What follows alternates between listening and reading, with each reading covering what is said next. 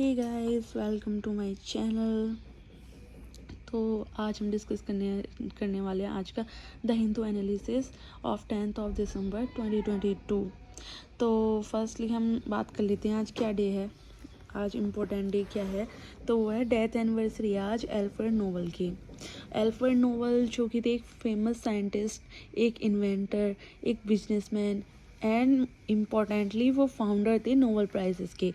सोचेंगे कि उन्होंने नोबल प्राइजेस क्यों स्टार्ट कर दिया, उसमें बहुत सारी मनी वगैरह भी इंक्लूड होती है, तो इसी वजह से देख लेते हैं। तो उन्होंने क्या किया था कि ये जो थे ये सब तो थे founder of Nobel prizes, scientist, innovator, businessman सब।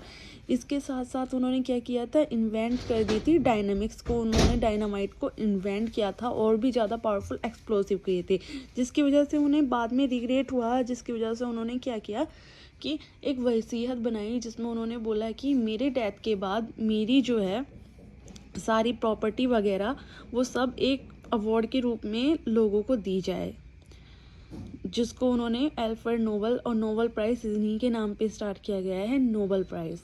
तो अब देख लेते हैं हम ये कब हुए थे। ये बॉर्न हुए थे 21 अक्टूबर 1833 को।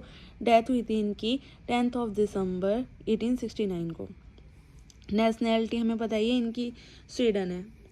उसके बाद हम अगली न्यूज़ पे आ जाते हैं। तो हमारी जो न्यूज़ है वो ये है, राज्यसभा ने ये जो वाइल्ड लाइफ बिल था उसे क्लियर कर दिया है। तो मिनिस्टर ने प्रॉमिस किया है कि वो एलिफेंट्स को प्रोटेक्ट करेंगे। अब देख लेते हैं ये क्या क्या है। पहले थोड़ी सी एक्स्ट्रा इन्फॉर्मेशन।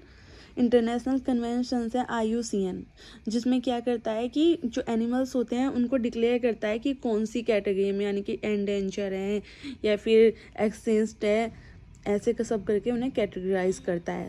और ये जो CITES है, CITES, ये क्या करता है, ये बताता है कि जो एंडेंजर स्पीसीज हैं उनको आप ट्रेड नहीं कर सकते उन स्पीसीज का। तो अब राज्यसभा ने क्या किया है, पास कर दिया wild life protection amendment act of 2022 को राज्यसभा ने पास कर दिया है। तो इसमें ही राज्यसभा मिनिस्टर जो हैं भूपेंद्र यादव, उन्होंने प्रॉमिस किया है कि वो जो है एलिफेंट्स को उन्हें प्रोटेक्ट करेंगे एंड प्रिजर्व करेंगे, कंजर्व करेंगे इस एक्ट के थ्रू। तो अब देख लेते हैं जो वाइल्ड लाइफ प्रोटेक्शन बिल है 2022 का। ये जो फर्स्ट टाइम ये बिल ऐसा नहीं है कि यही आया है, अब अमेंडमेंट है, तो ऑब्वियसली पहले कोई बिल आ चुका होगा, उसमें अब अमेंडमेंट किया जा रहा है, अमेंडमेंट। तो ये जो फर्स्ट टाइम जो ये बिल आया था वो आया था wild life protection amendment act 1982। उस टाइम आया था 1982 में फर्स्ट टाइम।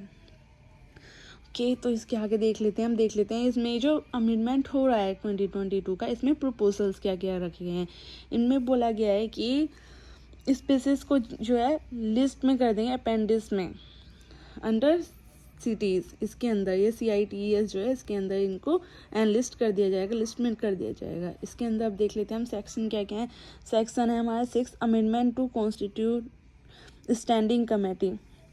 इसमें क्या है, जो स्टैंडिंग कमेटी है वो सारी पावर्स को एक्सरसाइज करेगी और जिसको देखेगा कौन, state board of wild life. Okay, section 43 ये ला दिया गया है। इसमें है ये परमिशन देता है, यानी कि अमेंडमेंट हो रहा है, अब उन्हें सेव किया जाएगा एलिफेंट्स को, लेकिन उसके साथ साथ हमें परमिशन भी मिल रही है कि एलिफेंट्स को रिलीजियस एंड कुछ और पर्पसेस के लिए यूज़ किया जा सकता है।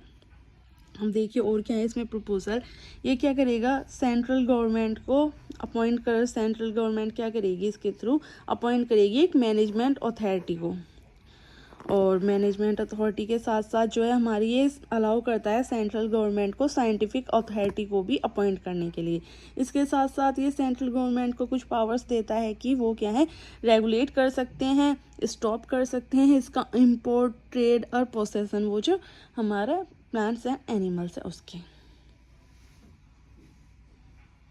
इस बिल ने क्या किया है, एनहेंस कर दिया है पेनल्टीज़ को भी, यानी कि अगर कोई इस एक्ट के अगेंस्ट जाता है, उसे वायलेट करता है उसके रूल्स को, तो उसमें देखते हैं हम क्या क्या मिलेगा। जो था आई थिंक, सॉरी उसमें मैंने पीछे अमेंडमेंट बोला हुआ है, तो फर्स्ट टाइम जब ये आया था तो ये आया था 1972 में। तब देख लीजिए इसके जो वायलेशन है वो कौन कौन से टाइप में बांट दिए गए हैं। एक है जनरल वायलेशन, एक है स्पेशली प्रोटेक्टेड एनिमल्स, यानी कि इनको कोई वायलेट करेगा तो क्या क्या इस पर वो आ सकता है, फाइन, पेनल्टी हैं इसकी। तो अगर कोई जनरल वायलेशन करता है तो उसे 1972 के एक्ट में 25,000 रुपीज़ तक का हर्जाना देना पड़ता था, जबकि ये 2021 के बिल में 1 लाख से ज़्यादा हो गया, 1 लाख से ऊपर कर दिया गया है। और स्पेशली जो प्रोटेक्टेड एनिमल्स हैं उनके लिए एटलीस्ट 10,000 रुपीज़ था उसमें 1972 के एक्ट में, और अब 2021 के एक्ट में एटलीस्ट 25,000 रुपीज़ तक का उस पर फाइन लगाया जा सकता है। अब देख लेते हैं हम कि जब तक हमारा 1976 का अमेंडमेंट एक्ट नहीं आ गया था, जिसे हम मिनी कॉन्स्टिट्यूशन बोलते हैं, तब तक क्या था, ये फॉरेस्ट एंड वाइल्ड लाइफ थी, ये जो थी ये स्टेट के अंडर थी, स्टेट लिस्ट में आती थी ये सब्जेक्ट। लेकिन अब क्या है, अब ये कॉन्करेंट लिस्ट में आता है। कॉन्करेंट लिस्ट में हम पढ़ते हैं फॉरेस्ट एंड वाइल्ड लाइफ को। इसके आगे चल देते हैं हम अपनी नेक्स्ट न्यूज़ पे। हमारी अगली न्यूज़ है कि कर्नाटका आयरन ओर माइनिंग जो है वो सुप्रीम कोर्ट ने फिर से क्यों अलाउ कर दिया, जो इस पर बहुत टाइम से बैन लगा हुआ था। अब इसके बारे में पढ़ लेते हैं हम। जो कर्नाटका की ओर माइनिंग है इसको रिलैक्स कैसे मिला। अब भी कर्नाटका की जो इकोनॉमी कंडीशन है वो बिगड़ती जा रही है, जिसके कारण उन्होंने क्या किया, सुप्रीम कोर्ट में गुहार लगाई, बोला अरे आप हमारी ये जो है हमारी माइनिंग को अलाउ कर दीजिए, जिससे क्या होएगा हम उन लोगों को एम्प्लॉयमेंट दे पाएंगे, हमारे यहाँ पे अर्थव्यवस्था हमारी बढ़ पाएगी, जिसकी वजह से हमारे यहाँ पर विकास होगा। इसलिए आप क्या करें, उन्होंने सुप्रीम कोर्ट से रिक्वेस्ट की कि वो हमें अलाउ कर दें, जो कि बहुत टाइम से बैन लगा हुआ था कर्नाटक पे आयरन माइनिंग पे। तो अब देखिए सुप्रीम कोर्ट ने क्या किया, अलाउ कर दिया है। थोड़ी थोड़ी जो लिमिट्स हैं उनको ख़त्म कर दिया गया है, उस पर जो लिमिट्स लगी हुई थी। अब देख लेते हैं हम क्या और कैसे है। तो देखिए ये जो है हमारी जो है कौन कौन सी जगह है, तो ये है बलैरी। इसमें क्या किया है उन्होंने, 28 MMT पहले था, लेकिन उन्होंने क्या किया है, थोड़ी सी लिमिट दे दी है कि आप इसे 35 MMT तक ही रखेंगे। उसके बाद है चित्रादुर्गा एंड तोमाकुरू डिस्ट्रिक्ट। इसमें क्या है, उन्होंने 7 MMT था जिसको 15 MMT तक कर दिया गया है। इसके आगे देख लेते हैं Karnataka saying conservation of ecology environment क्या है, वो हैंड इन हैंड, यानी कि हैंड इन हैंड में काम करे, साथ साथ मिलके। अब देखिए अब एग्जाम्स हैं, UPSC जैसा बड़ा कंपटीशन है, जिसके लिए अब देखिए कभी कभी पूछ लेता है केमिस्ट्री के फॉर्मूलेस। तो मैग्नेटाइट का है Fe2O4 जो कि 72.4% होता है माइनिंग में। हेमेटाइट Fe2CO3 जो कि 70% है, और सीड्राइट ये है FeCO2 48.2 है, और ये है लाइमनाइट 2Fe2O3 3H2O 59.8 है। इस तरह से हैं ये। इसके आगे बढ़ते हैं हम। इसके आगे देखिए अब ये माइनिंग शुरू तो कर दी गई है, तो अब ये कैसे होएगी, ये जो माइनिंग है अभी किस तरह से चलने वाली है। ये माइनिंग जो है ऐसे नहीं है कि इसमें भाई भतीजावाद चल जाएगा, तो इसमें ऐसा कुछ नहीं होने वाला है। इसमें जितना भी सब कुछ होगा उसको ऑक्शन में यूज़ करेंगे, यानी कि एक ई ऑक्शन होगा। ई ऑक्शन यानी कि हमें पता है इलेक्ट्रिक होगा, यानी कंप्यूटर के थ्रू क्या है सारा कुछ जो मटेरियल वगैरह वो सामने रखा जाएगा, और उस पर ऑक्शन यानी कि बोली लगाई जाएगी कि हम इसे इतने में ले सकते हैं, हमें इतने में चाहिए। तो उसी के थ्रू सारा कुछ क्या होएगा, इसका सब कुछ होएगा, ये सेल की जाएगी। तो अब देख लीजिए ई ऑक्शन आयरन ओर में। इसके आगे एक वो आने वाला है पिक, चलो यहीं कर दूँगी ऐड। इसके बाद देख लेते हैं मिनरल्स कौन से। अब देखिए पूछ सकते हैं एक मिनरल्स कितने टाइप के होते हैं, 2 टाइप के होते हैं, मेटलिक होते हैं, एक होते हैं नॉन मेटलिक। और मेटलिक में कौन से आते हैं, फेरस आता है, नॉन फेरस आते हैं। और इसमें कौन से आते हैं नॉन मेटलिक में, फ्यूल मिनरल्स और अदर नॉन मेटलिक मिनरल्स। आगे देखिए ह्यूमन राइट डे जो कि है 10 दिसंबर 2022, यानी कि आज ही के दिन ह्यूमन राइट डे को भी सेलिब्रेट किया जाता है। इसका एम क्या है कि ह्यूमन राइट्स को अडॉप्ट किया गया था 1948 में यूनाइटेड नेशन असेंबली के द्वारा, जिसका है पूरे देश में ह्यूमन राइट्स को प्रिजर्व किया जा सके। अब सर हम इसको क्यों मनाते हैं, ह्यूमन राइट डे को क्यों ऑब्जर्व करते हैं, कि हम फंडामेंटल राइट्स को, सारे पीपल के fundamental rights and basic human freedom को प्रोटेक्ट करना चाहते हैं। इसकी थीम क्या है, इसकी थीम है dignity, freedom and justice for all. देखिए इसके लिए extra information, Amnesty International organisation, ये एक ऐसी ऑर्गेनाइजेशन है जो कि रिपोर्ट प्रस्तुत करती है अगर कहीं पर भी ऑल ओवर द वर्ल्ड में कोई भी वायलेशन होता है तो उसके लिए ये रिपोर्ट क्या है पब्लिश करती है। तो इसके आगे देख लेते हैं हम ह्यूमन राइट्स इन इंडिया। भाई इंडिया में क्या क्या ह्यूमन राइट्स हैं? इंडिया में 6 फंडामेंटल राइट्स हैं जो कि हैं article 12 to 35 of the Indian constitution part 3। अब देखिए इसमें 6 फंडामेंटल राइट्स कौन कौन से हैं। पहला है हमारा right to equality, right to freedom, right against exploitation, right to freedom of religious culture and educational right, right to constitutional remedies. इसके अलावा ये तो हो गए हमारे फंडामेंटल राइट्स, हमारे कॉन्स्टिट्यूशन में हमें बहुत सारे राइट्स दिए हुए हैं। इसके साथ साथ DPSP directive principles of state policy, इसमें क्या है हमारा आर्टिकल 36 to 51 तक ये इंक्लूड होता है। अब देखिए इसमें क्या होता है, इसमें भी कई सारे राइट्स जो हैं ह्यूमंस को दिए गए हैं, जैसे कि सोशल सिक्योरिटी का राइट है, right to work, right to free choice of employment etcetera. ऐसे बहुत सारे राइट्स हैं जो कि हमें DPSP से भी मिलते हैं, यानी कि वो हमारी ड्यूटीज़ होती हैं। अब देखिए अब मणिपुर में एक फेस्टिवल होता है, ये भी इम्पोर्टेंट हो जाता है क्योंकि आप जानते हैं UPSC SSC वगैरह फेस्टिवल्स वगैरह पूछ लेते हैं। तो देखिए इसमें ये जो मणिपुर का संगाई फेस्टिवल है, अब ये जो संगाई फेस्टिवल है सेलिब्रेट किया जाता है नवंबर के टाइम पे, जो कि मणिपुर का एक फेस्टिवल है। तो इस बार क्या किया, प्राइम मिनिस्टर ने मणिपुर संगाई फेस्टिवल को वीडियो कॉल के द्वारा एड्रेस किया। इसका जो हम कहेंगे भाई संगाई फेस्टिवल, इसका नाम क्यों है, इसका नेम रखा गया है स्टेट एनिमल संगाई के नाम पे, जो कि एक डियर है, ओके, जो कि सिर्फ मणिपुर में ही पाया जाता है। संगाई को फाउंड इन केवल यमन नेशनल पार्क, इसमें ये वाला नेशनल पार्क भी पाया जाता है हमारा, यानी कि मणिपुर में है ये। और लोकल एग्जिबिट, इसमें इस टाइम पे क्या होता है, जब ये फेस्टिव सेलिब्रेट किया जाता है इसमें बहुत सारे एग्जीबिशंस लगाए जाते हैं, लोग अपनी अपनी स्किल्स को दिखाने के लिए करते हैं।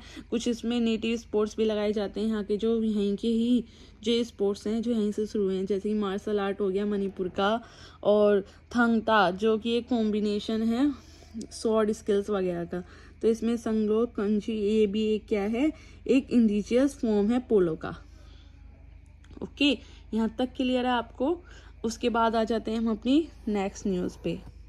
नेक्स्ट न्यूज़ क्या है हमारी, फेशियल टेक्नोलॉजी अब आने वाली है। फेशियल टेक्नोलॉजी यानी कि आपको क्या है, जब आप एयरपोर्ट्स वगैरह पे जाओगे तो आपको अपने और जो पेपर डॉक्यूमेंट्स हैं वो सब नहीं लेने होंगे, सिर्फ आपके फेस को वो क्या करेगा, स्कैन करेगा ना, आपको परमिट कर देगा आगे के लिए। तो फेशियल टेक्नोलॉजीज जो है इंट्रोड्यूस कर दी गई हैं 3 एयरपोर्ट्स में इंडिया में, जो कि डिजी यात्रा इनिशिएटिव के अंडर से शुरू हुई हैं। तो अब देखिए ये जो डिजी यात्रा है ये किसने किया है, मिनिस्ट्री ऑफ सिविल एविएशन ने क्या है इसको लॉन्च किया है डिजी यात्रा को 3 एयरपोर्ट्स के लिए कंट्री में। तो अब देखिए इसका एम क्या है, एम है हमारा contactless seamless processing of passengers eight airport based on facial recognition technology. यानी कि क्या है कि कॉन्टैक्टलेस यानी कि हमें किसी से ना पूछना पड़े ना बोलना पड़े, बस अपना फेस हमने रिकॉग्नाइज किया उसमें टेक्नोलॉजी में, और हमें क्या है परमिशन मिल जाएगी एयरपोर्ट में जाने की, एयरपोर्ट के अंदर जाने की। फैसिलिटीज़ क्या क्या हैं, पेपरलेस है, आपको पेपर्स वगैरह की चेकिंग वगैरह के लिए बहुत देर तक लाइंस में नहीं खड़ा रहना पड़ेगा। 1 टाइम रजिस्ट्रेशन रिक्वायर है, सभी को अपने आधार कार्ड के बेसिस पे वेरिफिकेशन इसमें करवाना पड़ेगा और सेल्फ इमेज कैप्चर करवानी पड़ेगी। हर पैसेंजर के पास एक यूनिक डिजी यात्रा ID भी होगी, जिसके थ्रू आप जानते हैं इसमें क्या है, एकदम यूनिक IDs होनी चाहिए तभी तो सबका होगा। डिजी यात्रा फाउंडेशन जो है वो सेटअप किया गया था जॉइंट वेंचर कंपनी के थ्रू, जिसका ऑब्जेक्टिव है क्रिएटिंग डिजी यात्रा सेंट्रल इकोसिस्टम बनाने के लिए। ओके, आगे देख लेते हैं, यहाँ जाते हैं हमारे न्यूयॉर्क एंड सिंगापुर जो है वो मोस्ट एक्सपेंसिव सिटीज़ घोषित कर दी गई हैं। एक सर्वे के अकॉर्डिंग न्यूयॉर्क एंड सिंगापुर जो हैं वो वर्ल्ड की सबसे ज़्यादा मोस्ट एक्सपेंसिव सिटीज़ हैं। अब देखिए अब ये किसने बोला, ये कैसे हम मान लें कि ऐसे है, तो वो है कॉस्ट ऑफ लिविंग इंडेक्स 2022 के द्वारा ये बात बताई गई है कि जो न्यूयॉर्क एंड सिंगापुर है वो एक मोस्ट एक्सपेंसिव सिटीज़ हैं इन द वर्ल्ड। ओके, और जो cost of living index 2022 report survey है, इसके कौन रिलीज़ करता है? इसे करते हैं इकोनॉमिस्ट इंटेलिजेंस यूनिट, यानी कि EIU इसे क्या है पब्लिश करते हैं या रिलीज़ करते हैं। ओके, देन ये क्या करता है? अब ये इंडेक्स कैसे निकाला जाता है? इंडेक्स ऐसे निकाला जाता है कि इसमें 200 से भी ज़्यादा गुड्स एंड सर्विसेज को 172 सिटीज़ वर्ल्ड वाइड में इसको कंपेयर किया जाता है प्राइसेस को। और उसके बाद न्यूयॉर्क जो है, इसके आगे वाला पॉइंट है हमारा, न्यूयॉर्क जो है इसमें लिस्ट में टॉप पे है। सबसे ज़्यादा एक्सपेंसिव जो सिटी है वो न्यूयॉर्क है, एंड देन हमारा सिंगापुर है। ये 2 सिटीज़ जो है मोस्ट एक्सपेंसिव हैं। ये हो गया हमारा इम्पोर्टेंट न्यूज़, एंड देन आ जाते हैं हमारे नेक्स्ट न्यूज़ पे, यानी कि जो कि हमारी न्यूज़ में है वो है हमारी रेड रिवर। अब ये जो रेड रिवर है, इसे रेड क्यों बोलते हैं? क्योंकि इसका जो कलर है वो रेड कलर है, वो ये रेड कलर की है रिवर। अब देख लेते हैं हमारी साउथर्न यूनाइटेड स्टेट्स की हमारी मेजर रिवर है। इसकी लेंथ हमारी 2189 किलोमीटर। इसकी स्पेसिफिकेशन देख लेते हैं। ये जो रेड रिवर है ये मिस्प्री ड्रेनेज बनाती है basin, one of 2 red reverse in nation. ये सबसे ज़्यादा सेकेंड लॉन्गेस्ट रिवर हो गई हमारी, जो कि टेक्सास से एसोसिएटेड है, और इसका नेम जो है वो इसके कलर के बेसिस पे। अब इसका रेड कलर क्यों है? क्योंकि हम जानते हैं इसमें रेड सोइल जो है वो बहुत ज़्यादा इसमें मात्रा में क्वांटिटी में है। रेड सॉइल को ये अपने साथ लेके चलती है, जो कि फ्लूड टाइम के पीरियड से ही है। और ये क्या है? हाई सॉल्ट कंटेंट है इसके अंदर, बहुत ज़्यादा हाई सॉल्ट कंटेंट है।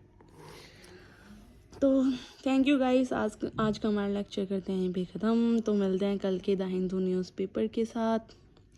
Take care, goodbye. और अभी तक आपने चैनल को सब्सक्राइब नहीं किया है तो हमारे चैनल को कर लें सब्सक्राइब, और एक लाइक ज़रूर कर दें, एंड कमेंट करके बताएं अगर आपको कुछ इसमें थोड़ा सा कुछ आपकी सजेशंस हो इसमें करने के लिए। Thank you.